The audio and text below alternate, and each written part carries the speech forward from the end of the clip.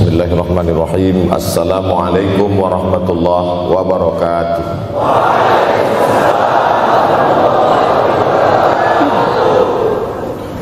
Alhamdulillahi wa kafa, wassalatu wassalamu ala al-habibil mustafa wa ala alihi wa ashabihi ahli tuqa wal wafa. Subhanaka la ilma lana illa ma 'allamtana innaka antal alimul hakim. Rabbi shrah li sadri wa yassir li amri wahlul 'uqdatam min lisani yafqahu qawli. Yang sama-sama kita hormati bapak-bapak wakil rektor, tidak dapat saya sebutkan satu persatu, ketua takmir masjid, hadirin hadirat jamaah fardu subuh, bil khusus adik-adik mahasiswa mahasiswi, insyaallah kita semua dimuliakan Allah Subhanahu wa taala. Man shallas subha fi jama'atin, siapa yang salat subuh berjamaah, faka'annama shallal laila kullah, dapat pahala seperti salat sepanjang malam. Berarti kita sudah salat sepanjang malam, tapi tetap besok malam tahajud. Jangan karena sudah sholat subuh berjamaah lalu tidak lagi tahajud, apalagi yang memang tak pernah tahajud, dan ini dijadikan alasan. Besok kalau ada orang membangunkan dia, bangun sholat tahajud, man shallas subha fi jama'at faka'annama shallal laila kullah. Man shallas subha fi jama'atin, siapa yang salat subuh berjamaah, kana fi zimmatillah. Dalam hadis yang lain, siapa yang salat subuh berjamaah, maka sampai petang sampai malam nanti dia akan mendapatkan zimmatillah, tanggungan. Makna tanggungan, dipelihara, dijaga Allah zahir dan batin. Kalaupun dia mati hari itu, matinya dalam istiqamah dan husnul khatimah. Tapi dalam hadis ini cuma 3 Ustaz. Idza haddatsa kadzaba, bicara dusta, wa idza wa'ada akhlafa, kalau berjanji ingkar, wa idza tumina khana, kalau diberi amanah berkhianat. Dalam hadis lain, kalau sudah dilihat orang salat subuh berjamaah, insyaallah diselamatkan dari nifaq, kemunafikan dalam hatinya. Munafik diambil dari 3 huruf, nafaqa. Nafaq, panal, terowongan, 2 pintu, ada pintu masuk, ada pintu keluar, punya 2 wajah, berbeda zahir, berbeda batin.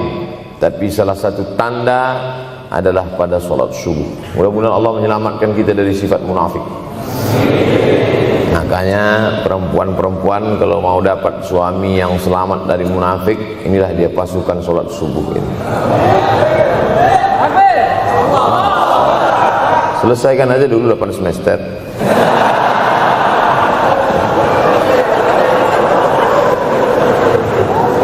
Imam Abu Ja'far Al-Barzanji menulis dalam syairnya, walamma tamma min hamlihi, ketika sempurna hamil Aminah, syahrani 2 bulan, ala ashhuril aqwalil marwiyah, menurut riwayat yang masyhur, tufiya bil Madinatil Munawwarati abuhu Abdullah, meninggallah abuhu, bapaknya, bapak Nabi Muhammad SAW, Abdullah bin Abdul Muttalib bin Hashim bin Abdi Manaf bin Qusay, di kota Al-Madinah Al-Munawwarah. Ketika itu usia Nabi 2 bulan dalam kandungan.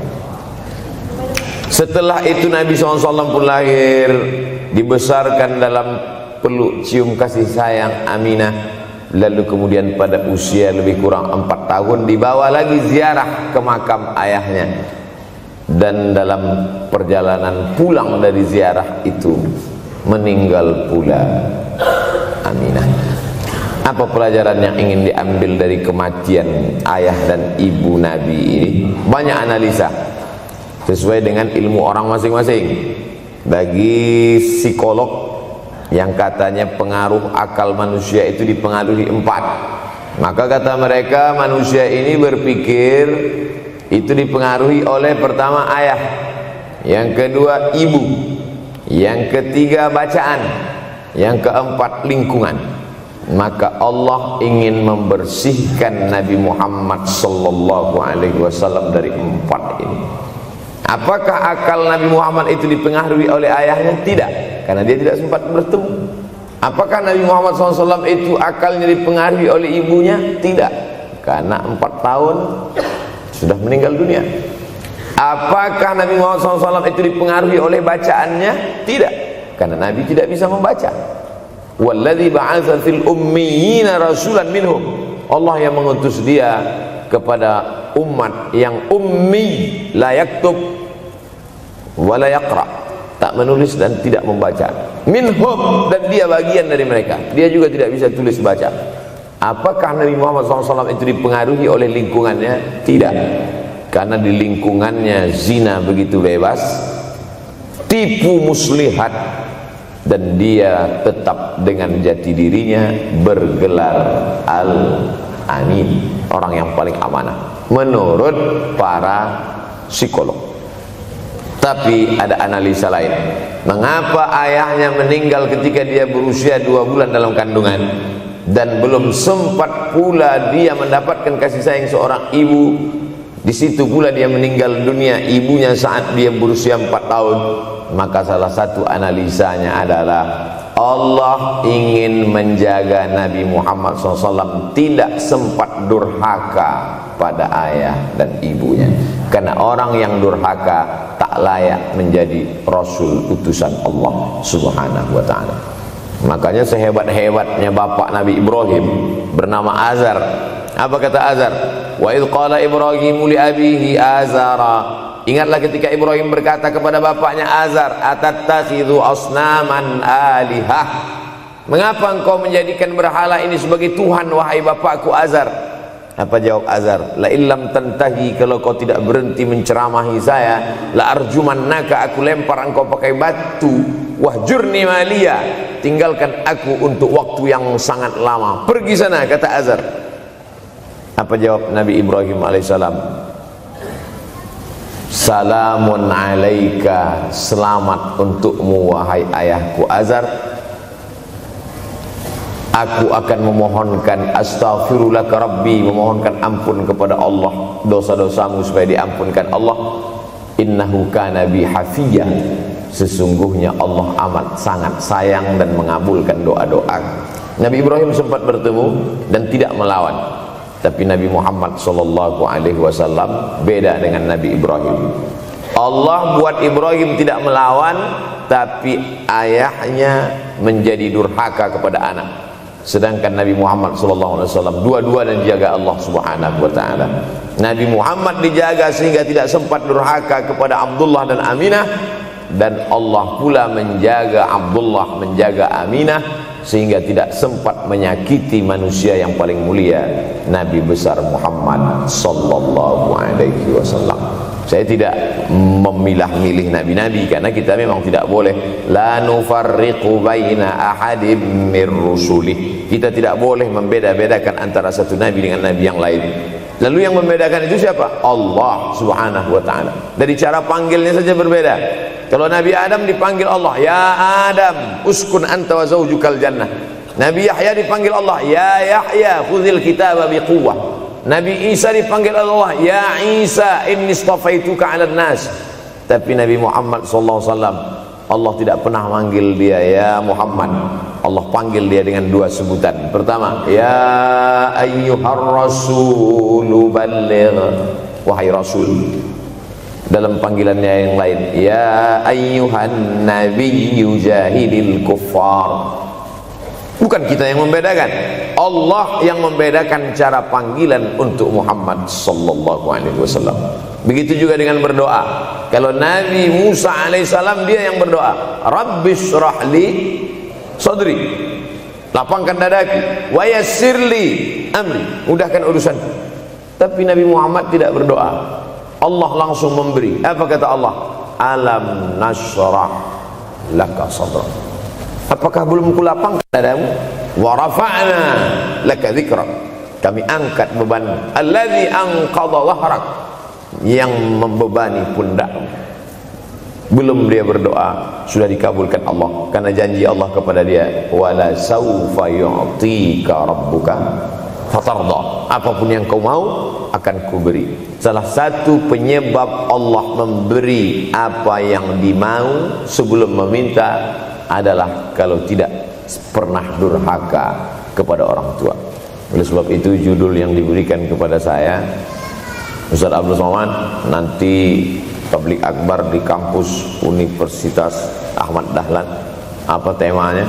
Biasanya saya diberikan tema untuk anak-anak muda meraih masa depan bebas narkoba dan pacaran. Apa temanya untuk anak-anak muda? Bagaimana pokoknya. Tapi di Universitas Ahmad Dahlan saya diberi tema. Apa temanya? Birrul walidain. Masya Allah.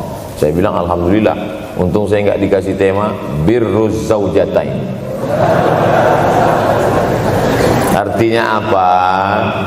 Sehebat apapun prestasi akademikmu, kalau sampai tidak memuliakan orang tua, hampa di hadapan Allah Subhanahu wa ta'ala. Ada seorang laki-laki, kata Nabi, kalau nanti dia datang kemari minta doa sama dia karena doanya makbul. Sahabat heran, karena sahabat itu definisinya man laqiyan Nabi sallallahu alaihi wasallam wa amana bihi wa mata 'alal Islam. 3 definisi sahabat: orang yang berjumpa dengan Nabi, beriman dengan Nabi, dan matinya dalam keadaan Islam. Maka itu disebut dengan sahabat menurut ilmu hadis. Makanya ketika saya menjelaskan itu ke mahasiswa, Aisyah yang merupakan sahabat Nabi, komplain mahasiswa, mohon maaf Ustaz keliru, Aisyah itu bukan sahabat tapi istrinya. Kita bicara ilmu hadis. Makna sahabat, man laqiyan Nabi, berjumpa dengan Nabi, wa amana bihi, beriman dengan Nabi, wa mata 'alal Islam, mati dalam keadaan Islam. Abu Lahab ketemu dengan Nabi tapi tidak beriman dengan Nabi dan mati dalam keadaan kafir, maka tidak masuk golongan sahabat. Tapi ini ada seorang laki-laki hidup sezaman dengan Nabi dan Nabi mengenal dia, dan Nabi berpesan nanti kalau dia datang ke kota Madinah minta doa dari mulutnya karena doanya dikabulkan Allah Subhanahu wa ta'ala. Sahabat heran, kami yang hidup bersama engkau, kami yang berperang bersama engkau, kami yang sholat di Masjid Nabawi bersama engkau, kenapa doa dia lebih makbul daripada kami? Malah kami meminta doa dari mulut dia. Tapi tidak boleh membantah dan melawan Nabi. Pokoknya nanti kalau dia datang kemari minta doa kepada dia. Setelah Nabi Muhammad SAW meninggal dunia, laki-laki itu pun sampai ke kota Madinah, berjumpa dengan sahabat. Sesuai dengan yang dijanjikan Nabi, mereka pun meminta doa kepada dia. Namanya Uwais Al-Qarni. Makanya Uwais Al-Qarni tidak ada masuk dalam buku biografi sahabat. Kalau mau mencari biografi sahabat Nabi, buka kitab namanya Al-Isabah fi Tamyizis Sahabah, atau baca juga Usudul Ghabah fi Ma'rifatis Sahabah, atau baca juga Al-Isti'ab fi Ma'rifatil Ashab. Itu memang buku biografi isinya sahabat Nabi semua. Sahabat Nabi klasifikasi. Yang pertama, Al-Ashra Al-Mubasysyaruna bil Jannah, 10 sahabat yang dijamin masuk surga. Level kedua, sahabat Nabi yang ikut perang Badar. Berikutnya, sahabat Nabi yang masuk Islam sebelum hijrah. Berikutnya, barulah ujung sahabat Nabi masuk Islamnya setelah hijrah, setelah Islam kuat, barulah dia masuk Islam. Tapi nama Uwais Al-Qarni tidak ada di dalam, karena dia tidak cukup syarat untuk menjadi sahabat, karena dia tidak pernah berjumpa langsung dengan Nabi Muhammad sallallahu alaihi wasallam. Tapi kenapa doanya makbul? Ternyata dia tidak berjumpa dengan Nabi bukan karena dengki, bukan karena musuh, bukan karena tidak beriman. Dia tidak jumpa dengan Nabi, salah satu sebabnya adalah karena dia menjaga ibunya di Yaman. Makkah di tengah, Yaman di bawah, Syam di atas, negeri Syam. Tak ada hubungan dengan negeri paman Syam. Syam di atas, Yaman di bawah, Makkah di tengah.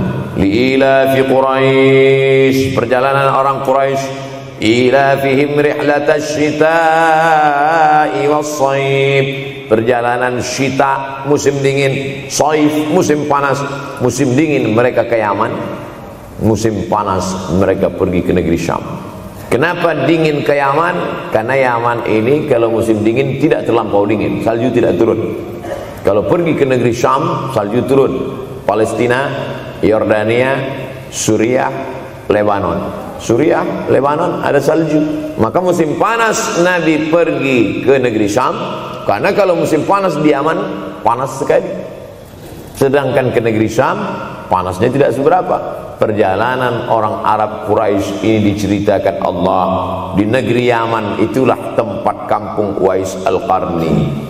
Tidak sempat dia berjumpa dengan Nabi, tapi doanya lebih makbul daripada orang-orang yang berada bersama Nabi, karena keutamaan berbakti kepada ibu. Kalau sama ayah boleh ngelawan Pak Ustaz? Enggak juga. Jangan ini nanti dijadikan dalil. Kamu kenapa lawan bapakmu? Ada seorang laki-laki. Ini kadang jamaah pandai motong-motong ceramah saya, hanya untuk mencari pembenaran.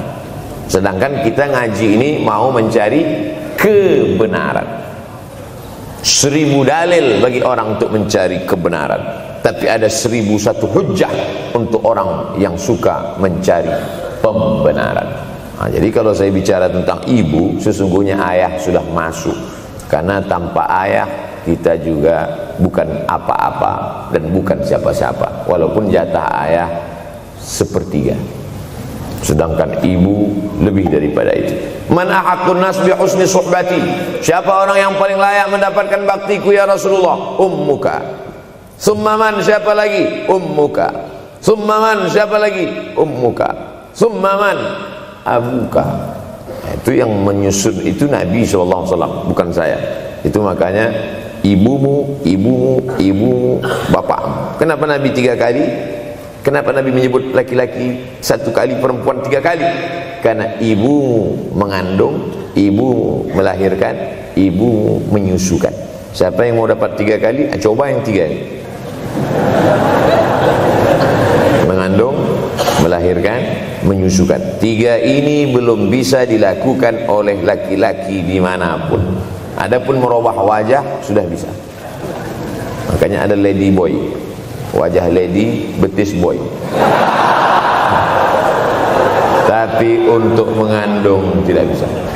Ana Rahman, aku ini Rahman, kata Allah. Syaqaqtur rahim wa ja'altu lahu isman min ismi. Aku ciptakan satu makhluk di dalam perut perempuan, maaf, namanya rahim, dari namaku. Ini yang belum bisa dibuat dokter dimanapun di dunia ini, menciptakan rahim, belum bisa. Andai terpecah rekor ini, maka kebanggaan luar biasa bagi LGBT. Tidak bisa, sampai hari kiamat tidak akan bisa, janji Allah. Karena Allah mengatakan dalam hadis qudsi, Ana Rahman ja'altu lahu isman min ismi. Maka ada satu makhluk dalam perut perempuan yang diciptakan, diambil dari Asmaul Husna. Sehebat-hebatnya laki-laki, dari ujung rambut sampai ujung kaki tidak ada di tubuhnya ini yang diambil dari Asmaul Husna, tak ada. Bahwa namanya dari Asmaul Husna ada, Abdus Somad. Tapi ada makhluk di badannya diambil dari Asmaul Husna, itu hanya ada pada perempuan. Oleh sebab itu perempuan luar biasa. Makanya kampus Universitas Ahmad Dahlan memuliakan perempuan. Mana perempuan? Di atas letaknya. Makanya saya tidak terlalu berani mendongak ke atas. Begitu hebatnya perempuan. Perempuan adalah ibumu, perempuan adalah istrimu, perempuan adalah anakmu, perempuan adalah adikmu. Maka saat engkau memuliakan perempuan, engkau sedang memuliakan 4 aspek dari kehidupan. Ketika Nabi Muhammad SAW diutus Allah ke atas muka bumi ini, salah satunya adalah mengajarkan manusia bagaimana menempatkan pada posisinya. Posisi dia adalah tempat kita menumpang. Ketika ada seorang laki-laki yang sudah sukses diwawancarai, siapa orang yang paling berjasa dalam hidup Anda? Dulu waktu saya merantau ke Yogyakarta, belum ada apa-apa, saya sempat numpang di rumah dia selama 4 bulan. Kata seorang artis dalam sebuah wawancara, Begitu bangganya dia berkata, itulah orang paling berjasa kepada saya karena saya sempat numpang di rumahnya 4 bulan. Tapi ada yang dia lupa, bukan rumahnya yang kau tumpang, bukan ruang tamunya yang kau diami, sempat numpang di perutnya 9 bulan 10 hari. Tak pernah kau sebut. Angkat tangan yang tidak menumpang di rahim, langsung dari planet Mars langsung kemari. Enggak ada. Mr. Bean yang kita semua sehebat apapun pernah menumpang di perutnya. Oleh sebab itu makanya dosa yang paling mengerikan adalah kalau ada orang jual sabu-sabu, peminum khamar, di dunianya bahagia, happy, senang. Itu Ustaz, pengedar narkoba, hidupnya aman, adem, ayam, tentram. Di akhirat azabnya baru diberikan Allah Subhanahu wa taala. Ada orang yang pelakor senior, tapi hidupnya di dunia senang-senang saja. Di akhirat nanti azabnya ditunda. Namanya istidraj. Istidraj diambil dari kata daraja, tertunda. Azab yang tertunda. Sudah jadi judul sinetron. Azab yang tertunda. Tapi ada satu perbuatan dosa yang pasti di dunia dirasakan. Apa itu? Durhaka pada orang tua. Orang yang durhaka pada orang tua, di dunia dia tetap dapat, di akhirat dapat sekali lagi. Itu janji Rasulullah SAW. Lama hidup banyak dirasa, jauh berjalan banyak dilihat, lama jadi ustadz banyak yang curhat. Maka tidak satu dua itu saya lihat dalam kehidupan. Hebat, rezeki banyak melimpah ruah, tapi jauh dari kebahagiaan. Apa sebab? Janji Rasulullah SAW. Orang yang durhaka pada orang tua di dunia sudah dapat, di akhirat dapat lagi. Dapat. Di mana letak keadilan Allah? Kenapa di dunia sudah dapat, di akhirat dapat lagi? Yang di dunia itu baru DP-nya, di akhirat baru kau rasakan cash. Oleh sebab itu jangan pernah melawan pada orang tua. Jangan pernah melawan. Apapun kata dia, jurus menghadapi orang tua ini tidak banyak, 3 saja. Kalau dia marah-marah, kalau dia cerewet, kalau dia ngamuk-ngamuk, pertama diam. Pulang kampung marah aja. Saya bolak-balik kirim uang belanja, kenapa kamu IP-nya 2,0? Diam. Yang kedua, diam. Yang ketiga, diam.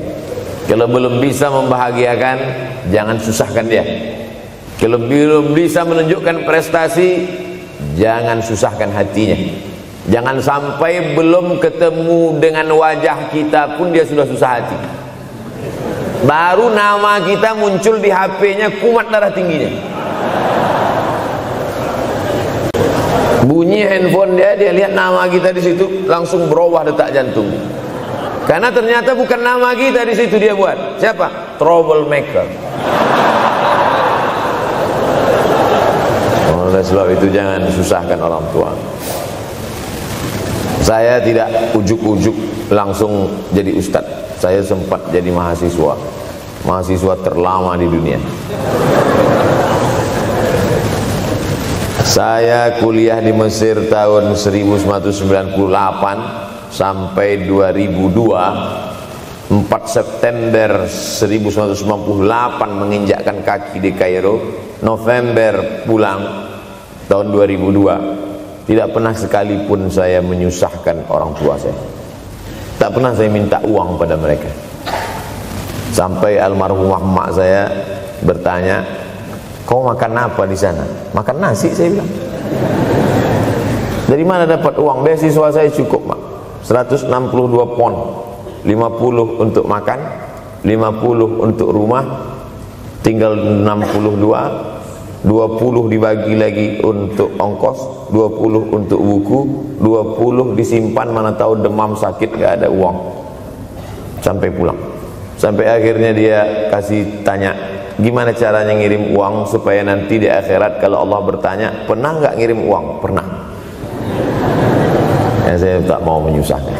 Saya menganggap kalau nanti saya minta hatinya susah, Kalau nanti saya banyak minta, saya tak bisa balas, maka saya bukan berarti mengajak adik-adik tidak minta uang. Saya paham tak semuanya dapat beasiswa, artinya minta. Cuman kalau minta ya pulang nanti sampaikan ke orang tua, saya sudah dengar ceramah Ustaz Somad, maka saya tidak minta lagi, Mas. Tidak.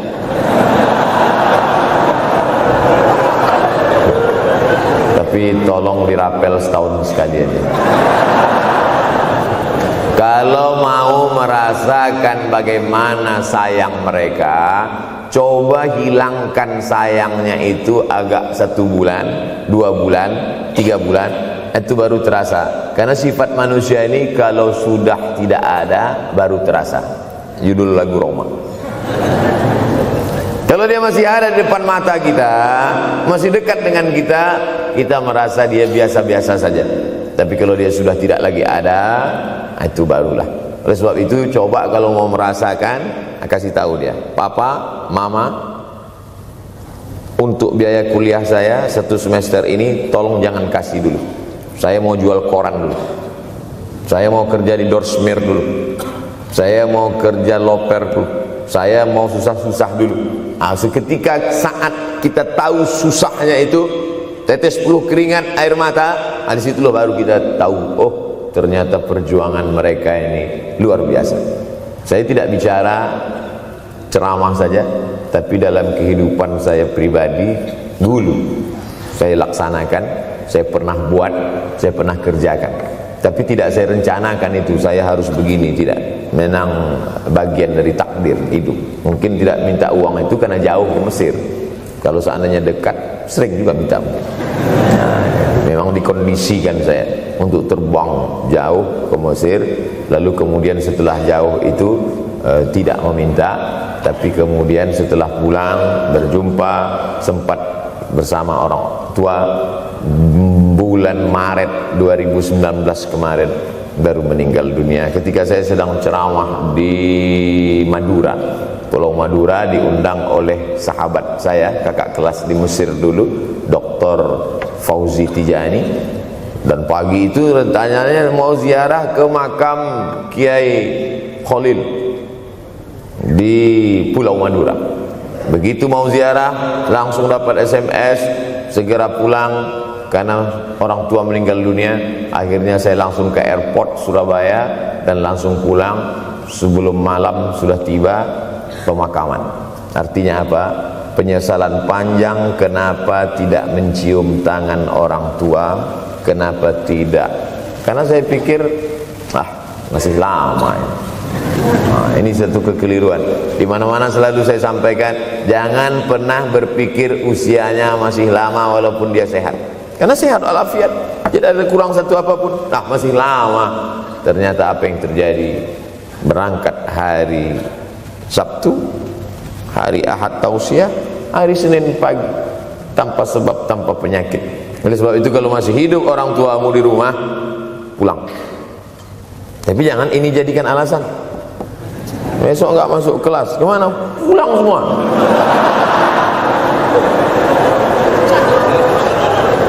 Pulang sesuai dengan kondisi, situasi dan keadaan. Pulang. Kalau masih bisa membahagiakan dia apa makanan kesukaannya, belikan. Suka makan apa dia, belikan. Itu yang dia inginkan. Andai kita gendong dia dari Yogyakarta berangkat ke kota Makkah, sampai di Makkah tawaf 7 putaran, dari Safa ke Marwah, pulang lagi ke Jogja, belum tentu dapat membayar sekali teriakan dia saat mengeluarkan kita ke alam dunia. Jadi banyak orang terlalu membanggakan. Saya sudah banggakan dia Pak Ustaz, saya sudah bayarkan ONH-nya. Berapa? Baru DP-nya. Sudah merasa berbakti kepada orang tua? Belum. Makanya digunakan kata birrul walidain. Kenapa Allah tidak menggunakan kata husnul walidain? Hasan baik, jayyid baik, thayyib baik, khair baik. Tapi yang dipakai birrul walidain. Hanya satu-satunya kata untuk orang tua dipakai birrul walidain. karena kata birru adalah sifat Allah Subhanahu wa taala. Makanya di antara Asmaul Husna ada Al-Barrut Tawwab, Allah yang punya sifat itu. Maka kita diharapkan berakhlak seperti akhlak Allah Subhanahu wa taala. Addabani Rabbi fa ahsana ta'dibi, Allah mendidik aku menjadi beradab sehingga adabku penuh. Allah Subhanahu wa taala tidak ada puji Nabi Muhammad SAW, hai Muhammad yang salat tahajudnya sampai kakinya bengkak, hai Muhammad yang hajinya tidak ada. Apa kata pujian Allah untuk Nabi Muhammad SAW? Wa innaka la'ala khuluqin azim, akhlak agung dan mulia. Oleh sebab itu tak ada gunanya prestasi S1, S2, S3, postdoktoral, profesor kalau tidak berbakti kepada orang tua. Makanya orang tua itu levelnya langsung setelah Allah. Wa qadha rabbuka alla ta'budu illa iyyah, langsung wa bil walidaini ihsana, ihsan. Lihat lagi penggunaan kata ihsan dalam hadis Nabi. Jibril alaihissalam datang, rambutnya tidak berdebu, bajunya sangat putih bersih, tapi tidak ada orang yang kenal. Diriwayatkan oleh Sayyidina Umar ibn al-Khattab radhiyallahu anhu, aku melihat ada seorang laki-laki rambutnya sangat hitam dan bajunya sangat putih, tapi kami tidak ada yang kenal. Ini tiga indikasi ini menunjukkan kebingungan. Kalau ada orang rambutnya sangat hitam dan kita kenal, berarti dia memang orang situ, memang tinggalnya di situ. Tapi dia kalau orang perantau, rambutnya pasti berdebu karena tinggal di gurun pasir. Sekarang kan banyak tuh anak-anak muda yang rambutnya berdebu. Itu berarti orang jauh, bukan orang Jogja. Bajunya sangat putih, tapi kami tidak kenal. Kalau bajunya agak-agak kotor, berarti dia musafir. Pantas kalau kita tidak kenal. Tapi bajunya sangat putih, berarti dia memang orang situ, tapi kami tidak kenal. Kata Umar bin Khattab, rambutnya sangat hitam, bajunya sangat putih, tapi kami tidak kenal. Dan dia duduk berhadapan dengan Nabi, lututnya dekat dengan lutut Nabi, tapi kami tidak kenal. Dia bertanya tentang iman, dia bertanya tentang Islam, dia bertanya tentang ihsan. Setelah selesai baru Nabi bertanya, Umar, ya, kamu tahu siapa tadi yang datang bertanya tentang iman, Islam dan ihsan itu? Tidak, Jibril yu'allimukum dinakum. Tadi yang datang itu adalah Jibril alaihissalam. Orang selevel Umar bin Khattab tidak kenal Jibril. Ada orang Indonesia baru ketemu Jibril.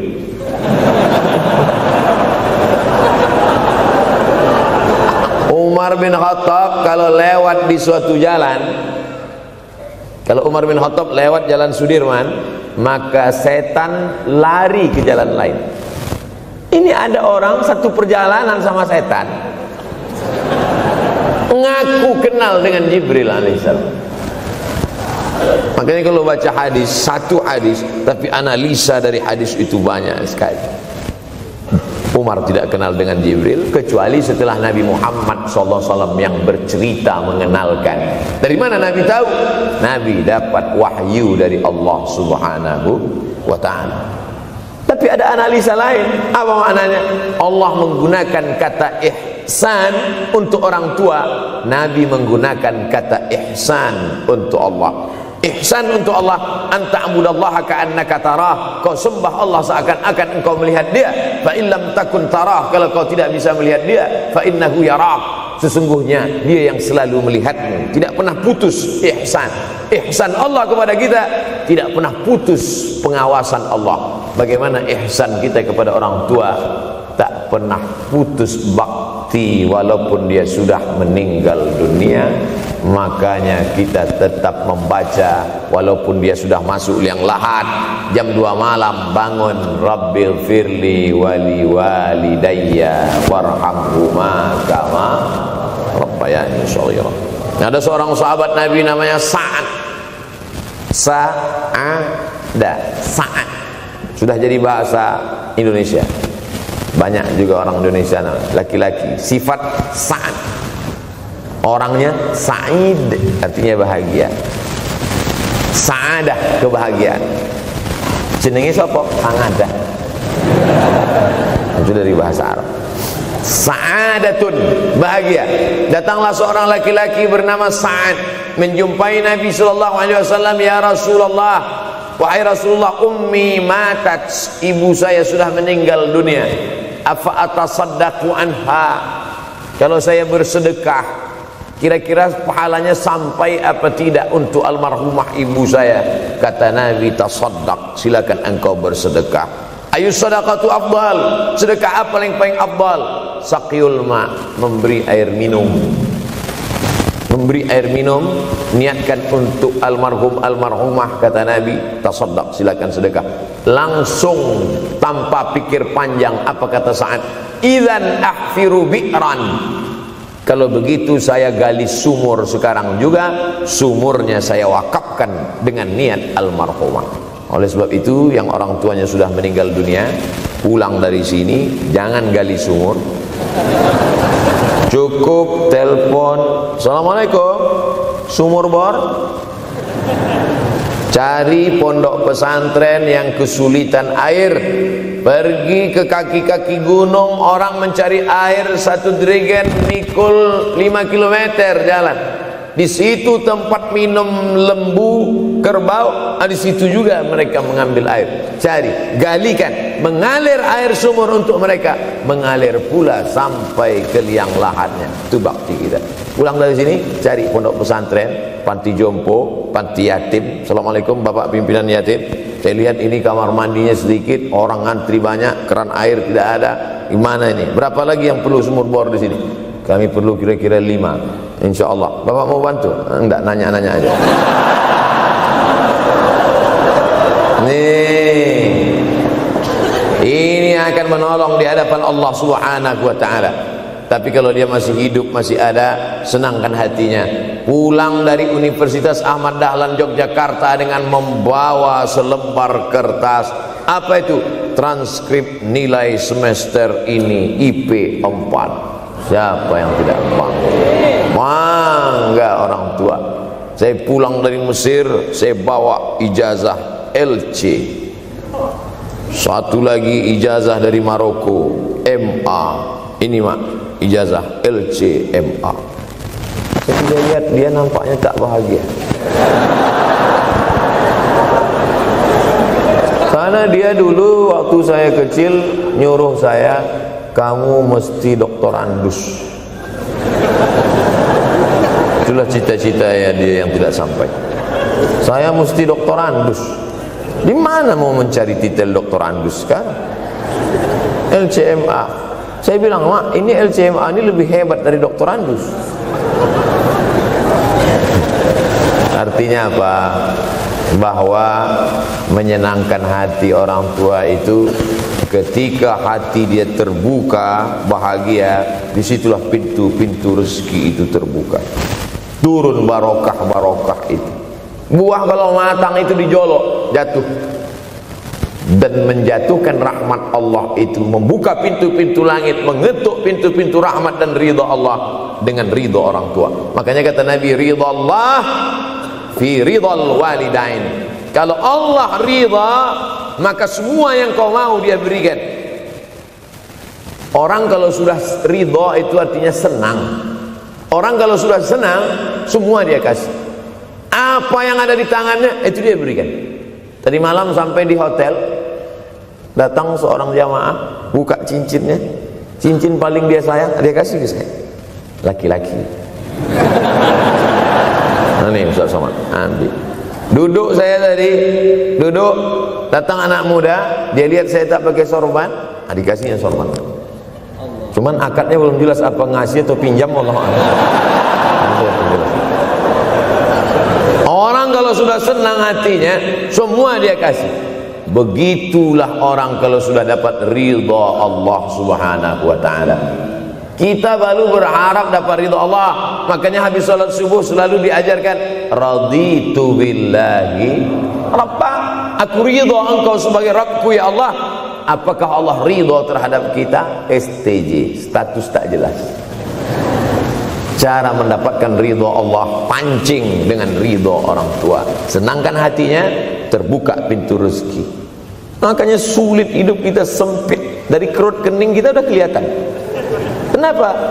Karena tidak ada ridha Allah akibat tidak pernah menyenangkan hati orang tua. Senangkan orang tuamu, jadikan dia seperti raja, maka rezekimu akan melimpah seperti rezeki raja-raja. Bukan hadis Nabi, dapat saya dari grup WhatsApp. Senangkan saja hatinya, apa yang dia mau beri, tapi dengan cara yang halal. Nah, ini harus dalam kurung syarat dan ketentuan berlaku. Jangan gara-gara ceramah ini nanti pulang kalian ke rumah, papa, mama, ini ada mobil, ini ada rumah, ini berangkat pergi haji. Wow, orang tua senang, 2 bulan masuk KPK. Innallaha thayyibun, Allah maha suci, la yaqbalu illa thayyiban. Allah tidak menerima kecuali yang suci-suci saja. Wa anfiqu, berinfaklah. Wa anfiqu, bersedekahlah. Wa anfiqu, berwakaflah. Wa anfiqu, berzakatlah. Min thayyibat, yang baik-baik. Yang tidak baik tidak diterima Allah Subhanahu wa taala. Kamu lagi ngapain? Nyuci. Lagi ngapain? Nyuci. Pakai air apa? Air kencing. Begitu kata Syekh Abdul Wahab Asy-Sya'rani dalam kitabnya Tanbihul Mughtarrin. Tanbih, peringatan. Mughtarrin, pada orang yang tertipu, menyangka sedang berbuat baik padahal sebenarnya tidak baik. Itu yang disindir Allah dalam Al-Quran. Wa yahsabuna annahum yuhsinuna sun'a. Mereka menyangka sedang berbuat baik. Nah, ini juga tidak betul. Niatnya sudah baik, membahagiakan orang tua, tapi caranya tak betul. Mama, papa, alhamdulillah kuliah saya sudah selesai, ini skripsi saya.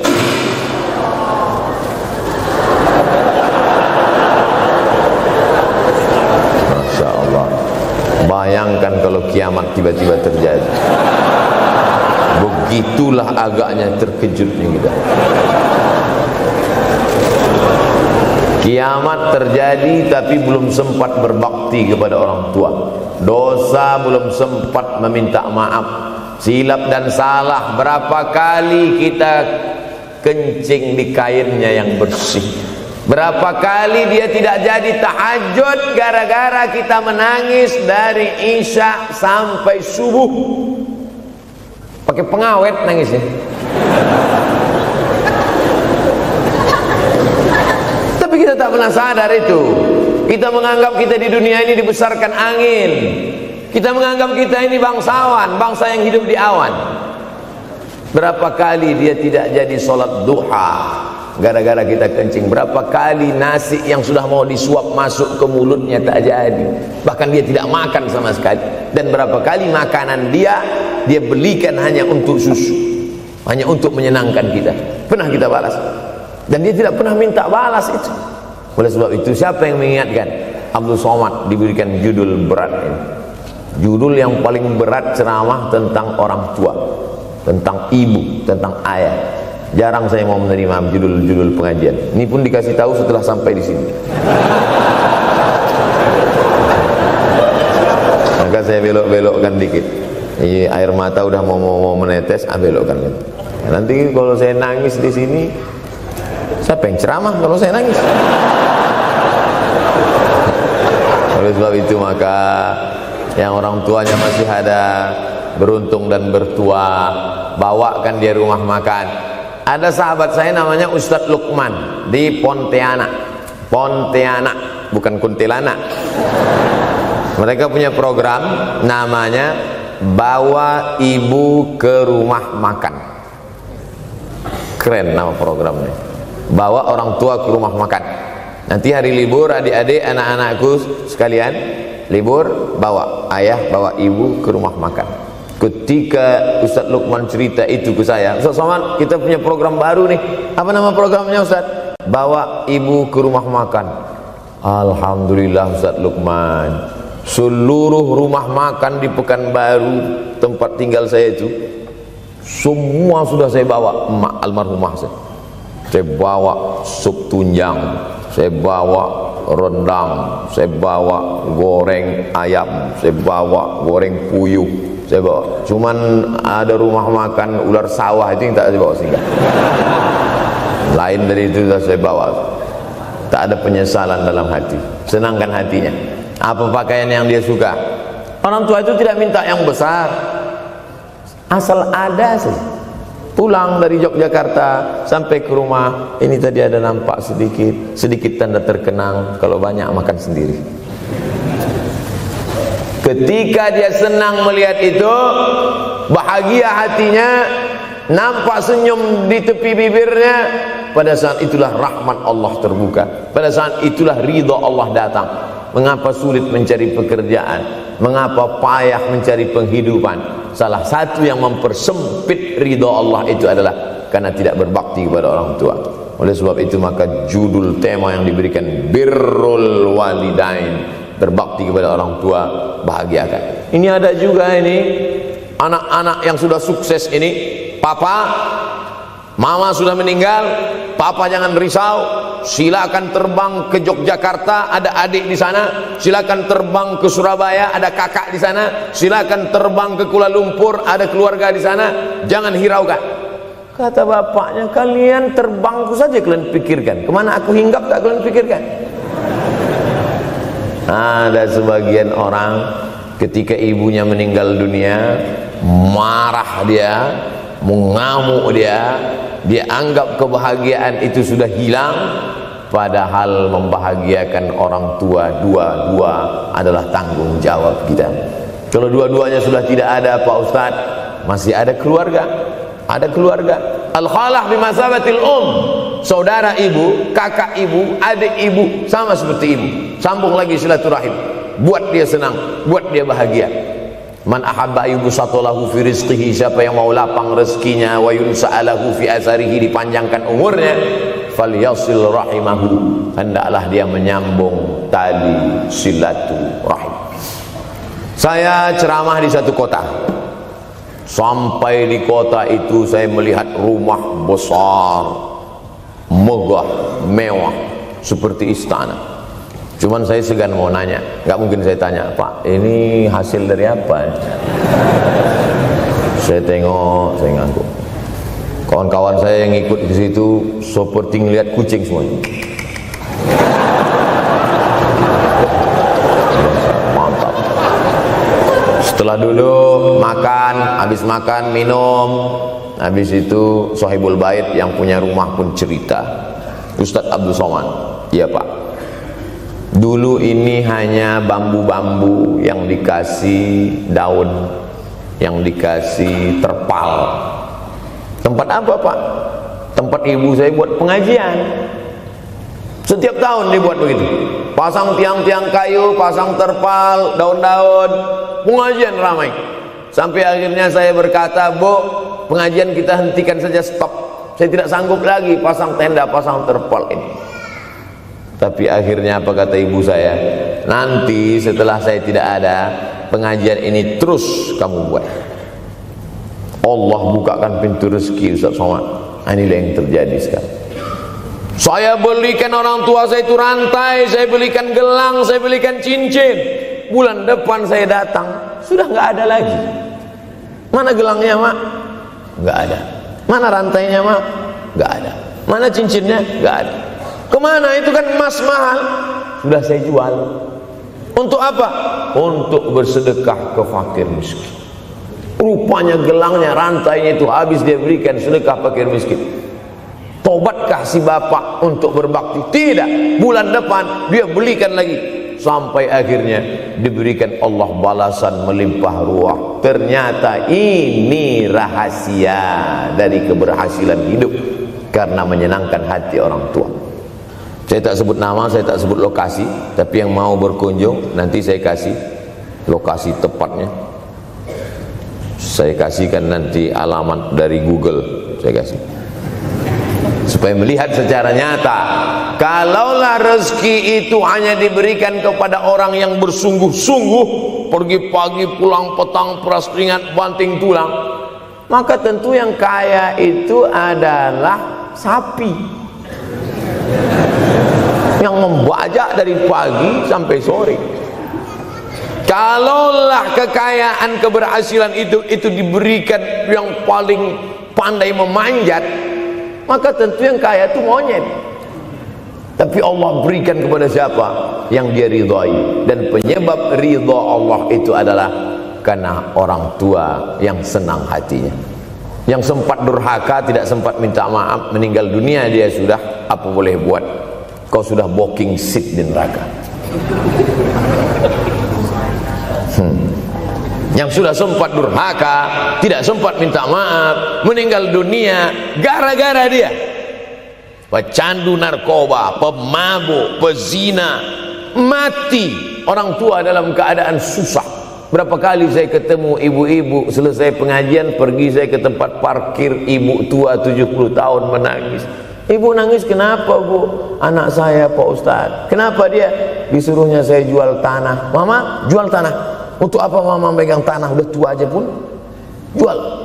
Mestinya anak itu yang menyenangkan hatinya di hari tuanya, bukan malah menyuruh jual tanahnya. Jual tanah supaya dia bisa bangun rumah, jual tanah supaya dia bisa menyekolahkan anak-anaknya. Na'udzubillah. Sudahlah tidak membahagiakan, malah menyusahkan. Ustaz, anak saya nyuruh saya jual tanah saya supaya dia senang, supaya dia dapat duit. Gimana nih Pak Ustaz? Mungkin si ibu berharap saya menjawab, ibu sabar aja ya bu, sabar ya. Ibu salah tanya bu. Kalau mau sabar cari ustadz lain, ada spesialis sabar, bukan saya. Begitu dia kasih tahu, anak saya maksa saya jual tanah saya, Pak Ustadz gimana? Mana alamat rumah anaknya? Mana? Mana? Saya mau datang. Mana? Anak durhaka, neraka jahanam tempat kau.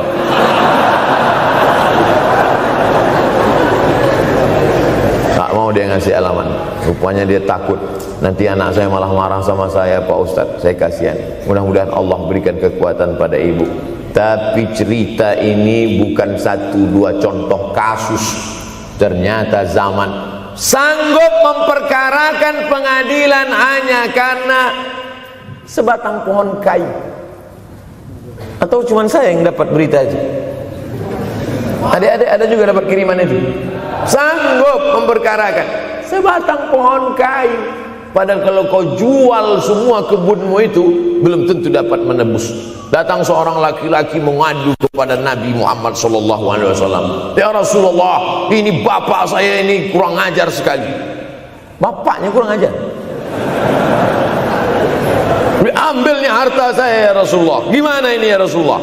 Apa kata Rasulullah SAW? Anta wa maluka li abik. Anta sampai ke tempat kita jadi ente. Anta wa maluka, ente, harta ente, li abik, punya bapakmu. Jangankan hartamu yang di rumah itu, dirimu pun punya bapakmu.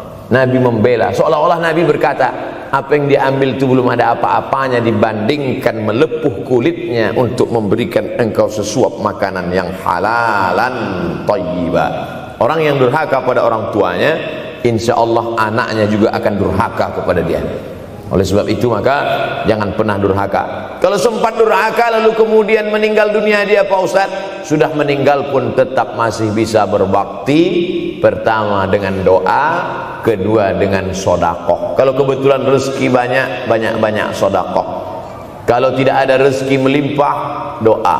Bangun malam, Rabbi firli wali walidayya warhamhuma kama Rabbi firli, ya Tuhanku ampunkan aku, wali walidayya, ibu dan ayahku, warhamhuma, sayangi mereka berdua, kama, sebagaimana rabbayani shaghira, sebagaimana mereka mendidik aku. Coba kita lihat susunan kalimatnya, seperti ada kekeliruan kalimat. Na'udzubillah, mana mungkin kalimat Allah keliru. Allah ingin menegur kita, sayangi mereka sebagaimana mereka mendidik aku. Mestinya kalimatnya kan tidak begitu, sayangi mereka sebagaimana mereka menyayangi aku. Tapi ternyata sayang belum tentu mendidik, tapi mendidik pasti sayang. Karena bunyi kalimatnya, sebagaimana mereka mendidik aku. Jadi banyak juga anak-anak ini tidak sayang karena salah didik. Disangka sayang itu dengan ngasih motor, disangka sayang itu dengan ngasih gadget, disangka sayang itu dengan ngasih transfer uang yang berlebihan. Belum tentu sayang. Dulu ada insinyur arsitek yang membangun salah satu rumah keluarga saya. Kuliahnya di Jogja. Cerita dia, dulu saya kuliah di Jogja, Ustadz Abdul Somad, insinyur. Terus teman kami sakit di kos-kosan. Kami bingung mau nelpon siapa. Akhirnya datang mobil mewah, parkir polisi, tentara, ramai. Barulah kami tahu rupanya dia anak menteri. Jadi sayang orang tua itu bukan mesti dibelikannya apartemen, dibelikannya mobil, belum tentu. Boleh jadi itu justru menjerumuskan anak. Diberikan apartemen, diberikan mobil mewah. Habis 2 bulan kena virus HIV AIDS. Tapi kalau dibuatnya kita jauh, saya yakin adik-adik kuliah di Universitas Ahmad Dahlan, ada yang dari timur Indonesia, ada yang dari Sumatera, lalu kemudian di tengah kesendirian, belum makan, uang kos belum bayar, transfer macet, datang setan berbisik, hei, sebetulnya kau anak yatim piatu yang dibuang.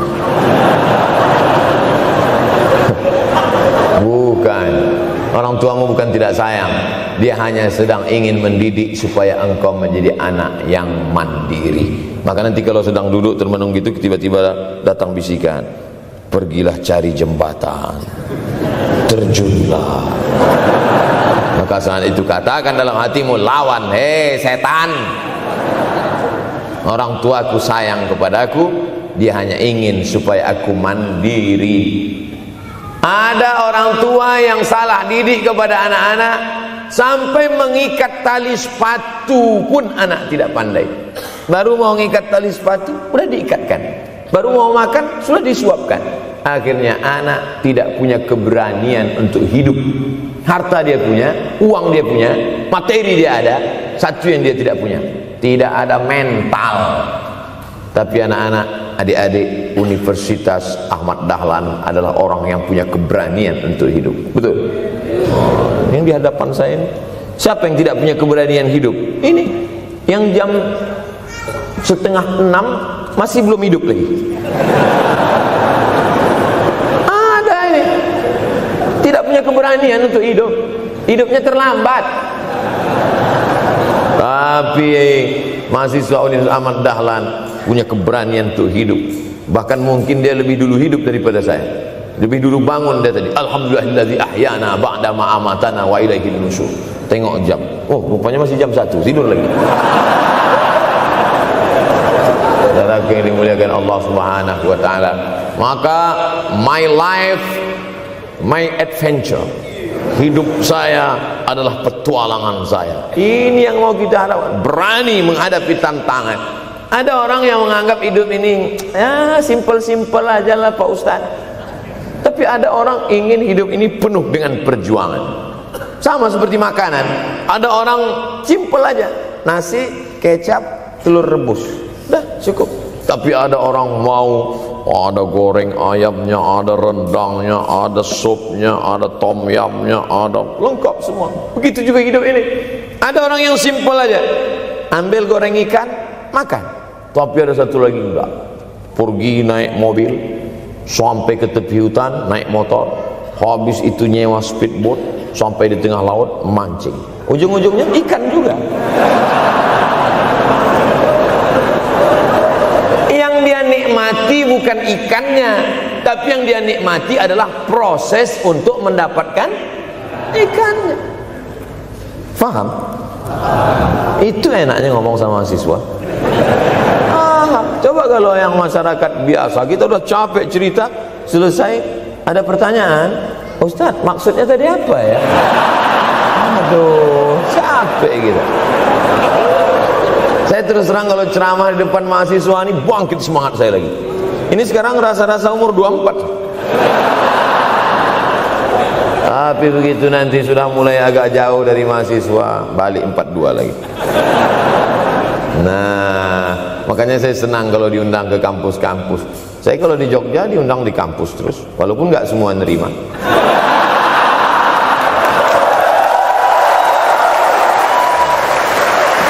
Saudaraku yang dimuliakan Allah Subhanahu wa taala, maka kita harus sering-sering bersama. Apa ini takbir? Takbir itu ngusir setan. Tadi saya ceramah jam 4:30, sekarang sudah jam 5:30 artinya saya sudah ceramah 70 menit. Ini sudah keluar dari kode etik, karena di mana-mana saya ceramah 60 menit. Kenapa bisa Ustaz Somad ceramah 70 menit di Universitas Ahmad Dahlan ini? Kenapa? Semangat yang membuat kita. Padahal berdiri lagi,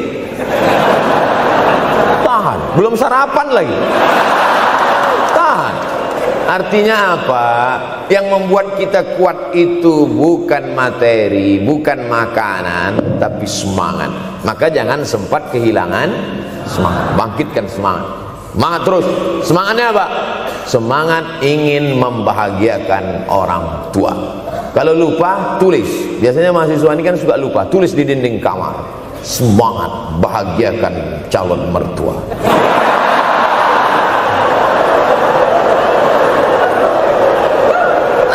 Teman kos-kosan datang ngelihat, loh, kata Ustaz Somad kan orang tua, kenapa ente buat mertua? Sedangkan mertuaku saja kebahagiakan, apalagi orang tua.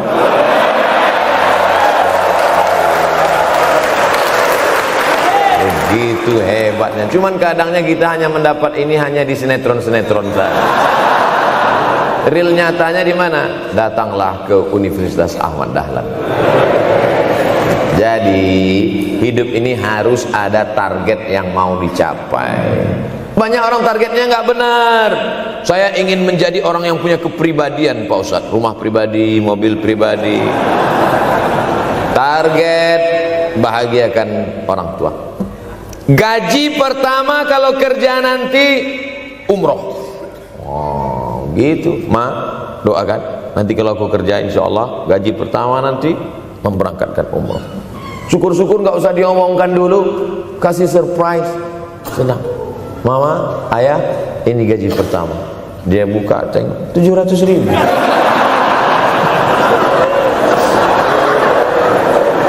Menangis dia menerima gaji pertama itu, bukan karena harunya sih. Begitu dia buka amplop, oh kok setitin loh. Haru dia. Kenapa setiap mendapat hadiah dari anak, orang tua selalu meneteskan air mata? Karena kita tidak pernah besar dalam pandangan matanya. Kita sehebat apapun, kita tidak pernah besar di matanya. Di pandangan ibu ayah kita, kita adalah anak kecil yang tapak kakinya 2 jari, panjangnya sejengkal. Maka jangan pernah ceramahi orang tuamu. Jangan mentang-mentang sudah mahasiswa pulang, ayah sini, mama sini, dulu assalamualaikum.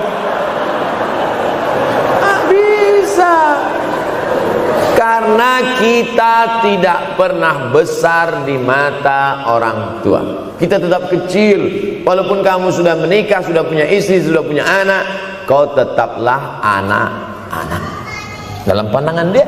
Oleh sebab itu jangan sok besar, jangan sok hebat. Kalau ada pesan yang ingin mau disampaikan, jangan melalui mulut kita, dipinjam mulut orang lain. Tokoh masyarakat, alim ulama, dia ngajinya di mana? Ada yang mau kita perbaiki, jilbabnya mungkin kurang panjang, mungkin ada kebiasaan dia yang kurang baik. Sementara kita udah ngaji, sudah belajar di Universitas Ahmad Dahlan, sudah terpelajar, membuat dia mau menjadi orang baik. Tidak mesti dari mulut kita, pinjam mulut orang lain. Assalamualaikum Pak Kades, pinjam mulut Pak Kades sebentar. Pak Kades, ayah saya kan orangnya baik sama Pak Kades. Iya, nanti kalau saya ngomong dia nggak dengar. Jadi saya mohon tolong Pak Kades. Pak Kades, ayah saya sampai sekarang belum sholat Pak Kades. Jadi tolong Pak Kades nasihati dia. Kata Pak Kades, saya juga nggak sholat. Hancur dunia persilatan. Oleh sebab itu senangkan. Ini banyak anak-anak yang udah ngaji, yang sudah aktivis masjid, merasa ingin orang tuanya baik, dia sendiri menceramahi, nggak ketemu, nggak connect dia. Ayah sini, orang yang tidak sholat neraka jahanam tempatnya. Sakit hati, meleleh air matanya. Sekali kau buat air matanya menetes, maka kau akan berenang dalam kesengsaraan. Jangan pernah buat dia menangis. Kalau dia nangis haru Pak Ustadz, nggak apa-apa. Cuman kita kan sulit membedakan mana air mata haru, mana air mata sedih. Sama-sama bentuknya air mata. Makanya ada ungkapan, jangan menangis air mata buaya. Kenapa selalu kalau disebut air mata buaya? Karena memang buaya menangis bukan karena sedih, tapi karena kekenyangan. Buaya kalau habis makan orang, keringat, buaya itu tidak ada pori-porinya. Kita kalau berkeringat kan keluar pori-pori, ini keluar air. Buaya nggak ada. Satu-satunya tempat air keluar, itulah. Makanya menangis buaya, keluar air mata buaya. Maka jangan sampai kita nangis karena kekenyangan. Haru dia melihat pemberian kita. Di saat itu menetes air matanya, berdoa, dia memanjatkan doa, mengetuk pintu-pintu langit, terbuka. Masya Allah. Pantasan doa mahasiswa Universitas Ahmad Dahlan kabul, rupanya pintu terbuka. Doa kepada Allah Subhanahu wa taala. Kadang-kadang kita merasa doa kita yang dikabulkan Allah, kadang-kadang kita merasa sok hebat. Setelah dia meninggal dunia, barulah kita sadar rupanya selama ini kita hanya menumpang doa. Numpang, bukan doa kita yang dikabulkan Allah ternyata, tapi doa dia. Tapi dia tidak pernah cerita itu, dia nggak pernah ngomong. Apa pernah dia panggil kita, sini sebentar, aku sudah capek doain itu. Pernah dia bilang itu. Dia cukup mengadu tengah malam, ya Allah, anakku ini jadikan dia berhasil kuliahnya, ya Allah. Sudah hampir 14 semester nggak selesai-selesai. Dia mengadu kepada Allah Subhanahu wa taala. "Mah, aku susah ini sekarang." Susah kenapa? Skripsiku ditolak terus.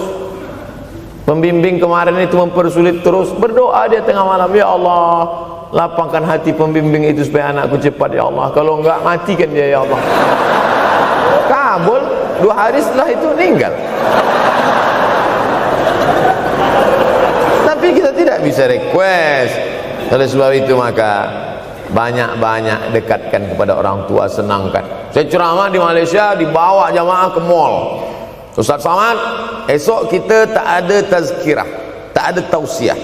Kita nak pusing-pusing. Pusing-pusing maksudnya mutar-mutar.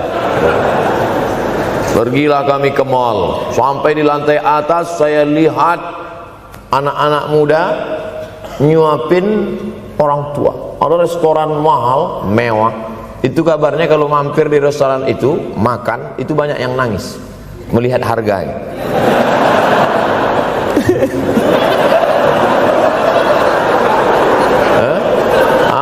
Ada saya lihat anak-anak muda yang ganteng-ganteng, perempuan yang cantik-cantik menyuap orang tua. Orang tua yang sudah tak berambut, sudah perempuan tak berambut lagi, rontok saking tuanya, kulit sudah keriput.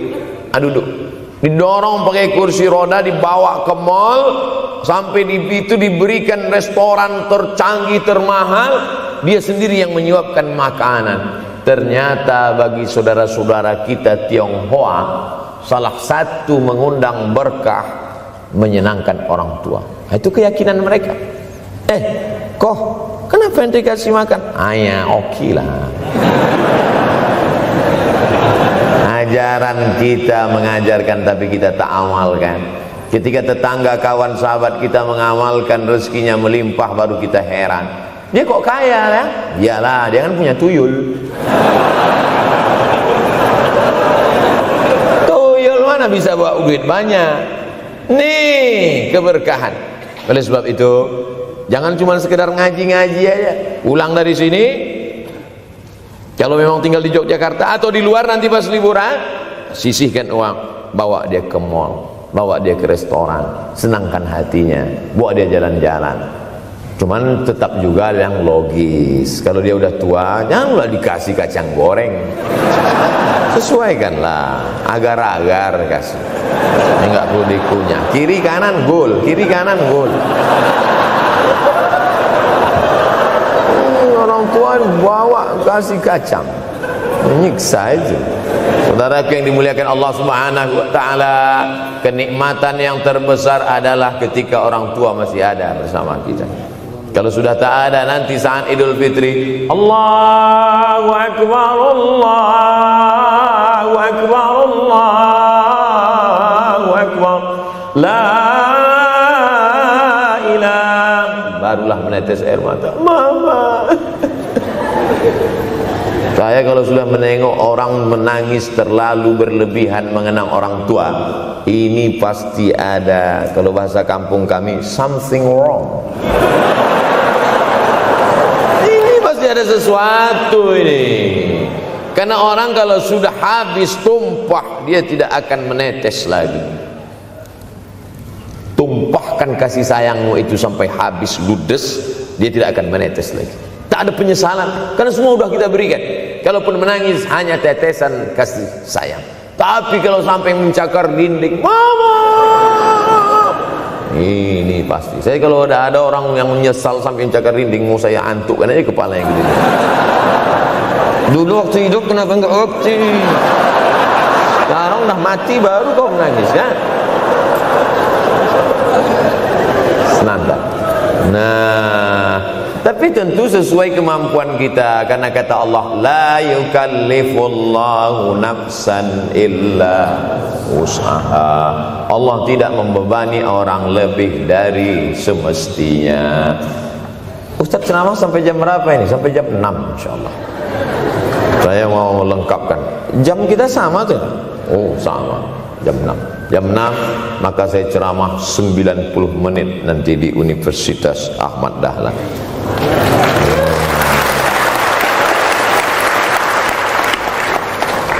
Berceramah di Universitas Ahmad Dahlan merupakan suatu kebanggaan bagi Abdul Somad. Kenapa begitu? Saya pengagum Kiai Haji Ahmad Dahlan, termasuk ulama yang saya kagumi. Lalu kemudian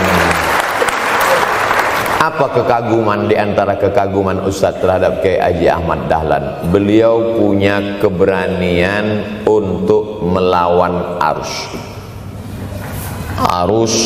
TBC, tahayul, bid'ah, coerafat. Dia berani melawan itu.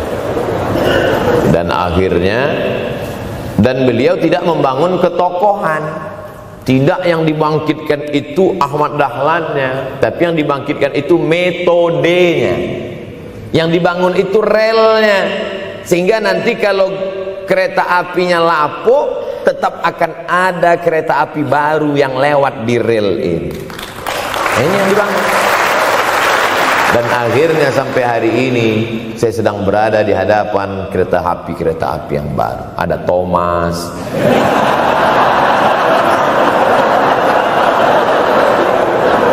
Kok Ustaz tahu Thomas? Anak saya paling suka itu. Satu koper kereta. Artinya apa? Bangun rel, maka akan ada lokomotif baru. Dunia boleh berganti, zaman boleh berubah. Idza waqa'an ala ahadikumul qiyamah, kalau kamu sudah mau mati, wa fi yadihi fasilah, di tanganmu ada bibit korma. Sudah mau mati, di tangan ada bibit korma. Apa yang kita lakukan? Ada sebagian orang kalau sudah mau mati, ya wes gua aja lah. Kalau di tanganmu ada bibit korma, gali-gali tanah sedikit, tanamkan. Untuk apa nanam korma sudah mau mati? Bukan kita sempat memakan manisnya, tak sempat bermaung di bawah daunnya yang rindang. Bukan kita yang menikmati, tapi ada orang lain dan pahalanya mengalir ke makam kita. 28.000 ibadah mengalir ke makam Kiai Haji Ahmad Dahlan. Angka 28.000 itu dari mana Pak Ustaz? Angka mahasiswa Universitas Ahmad Dahlan. Ustaz tahu dari mana? Ya makanya kalau orang ngomong tuh dengar. Makanya saya kalau diundang ceramah, Ustaz nanti sebelum ceramah kita ada acara makan dulu. Ya selama itu saya diam aja. ngumpul-ngumpulkan bahan. Jangan pernah melihat modal materi, tapi kuatkan usaha dan tawakal. Nih, bantuan cuma 6 miliar, tapi ternyata keperluannya berapa? 126 miliar. Tapi buktinya jadi masjid yang besar. Kalau diikutkan modal, mana mungkin cukup? Maka begitu juga dalam menatap hidup ke depan. Kamu kenapa belum juga nikah? Modalnya besar Pak Ustaz. Terus gimana? Nunggu yang gratisan aja lah. Dan begitu, usaha, tawakal, doa. Nah, bagi yang masih lajang, yang mau nikah, itu kalau bisa doanya jangan sir, agak jahar dikit. Ya Allah, umur udah 40. Dengar sama sebelah, loh belum mas katanya, belum. Bodoh.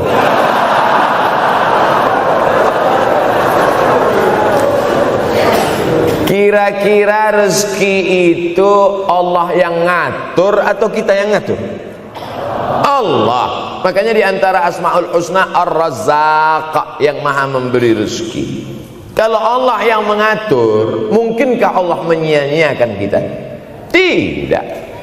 Cicak di dinding, semua tahu, karena dari kecil kita memang sudah diajari lagu cicak. Cicak, cicak di dinding. Ada nggak pernah yang dinyanyikan lagu kadal? Ada. Kenapa mesti cicak?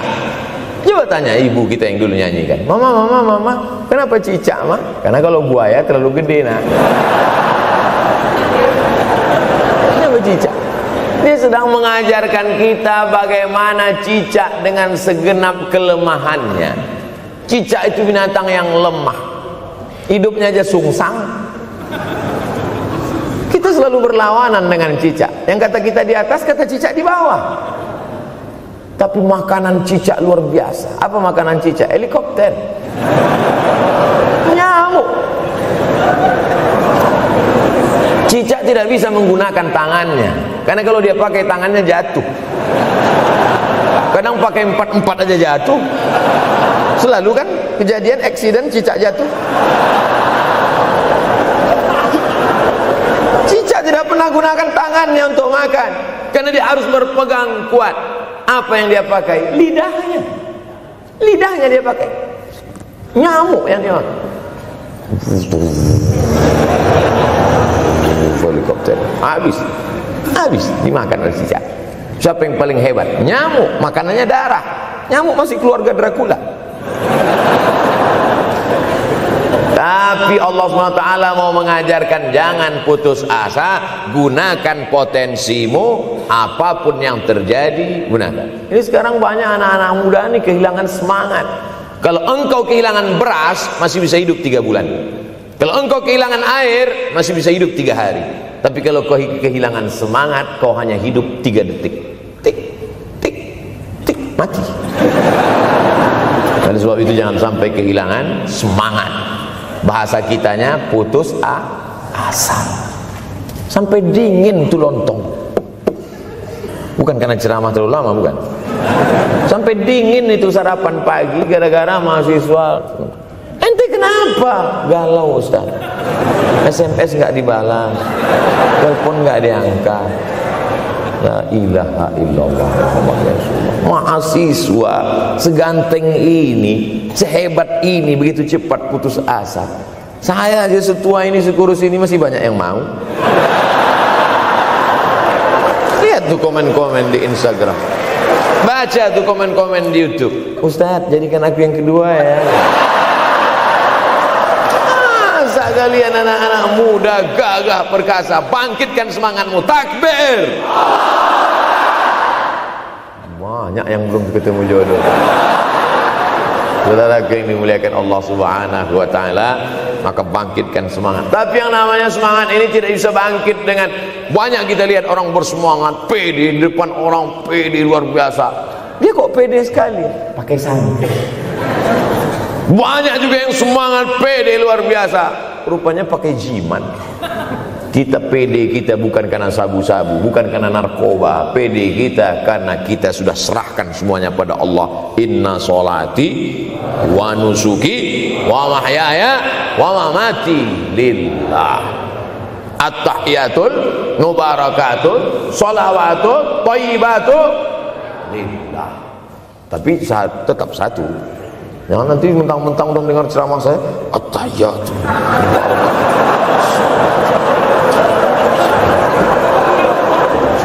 dalam hati saja. Ini bukan punyaku ya Allah, ini semuanya punya Engkau, punya Engkau. Berhasil kalian, sukses kalian, punya apartemen, punya kondominium, punya mobil. Datang teman nanya, hebat ente ya, kaya sekarang ya. La haula wala quwata illa billah. Tapi ngomongnya setelah berhasil. La haula wala quwata itu setelah berhasil atau sebelum? Setelah semua dipuji orang, hebat ente sekarang ya. La haula wala quwata, bukan punya saya, punya Allah. Tapi sekarang banyak orang salah. Ente kok nggak kerja?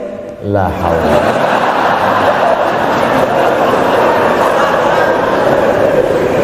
La haula wala quwata illa billah. Subhanallah, masya Allah, tabarakallah. Menunjukkan manusia lemah, tak punya apa-apa. Dia ingin berkata, ini hanyalah punya Allah. Begitu juga dengan acara ini. Kenapa acara di masjid? Kenapa acara di kampus kemarin ramai melimpah ruah? Bukan karena panitia, bukan karena Ustaz Abdul Somad, bukan karena baleho yang besar, tapi la haula wala quwata illa billah. Pulang dari sini, bangkitkan semangat, senangkan hati orang tua, kejar prestasi, terus kuliah. Mudah-mudahan semuanya selalu mendapatkan kebaikan. Amin ya rabbal alamin. Terima kasih atas segala perhatian. Mohon maaf atas segala kesilapan dan kekhilafan.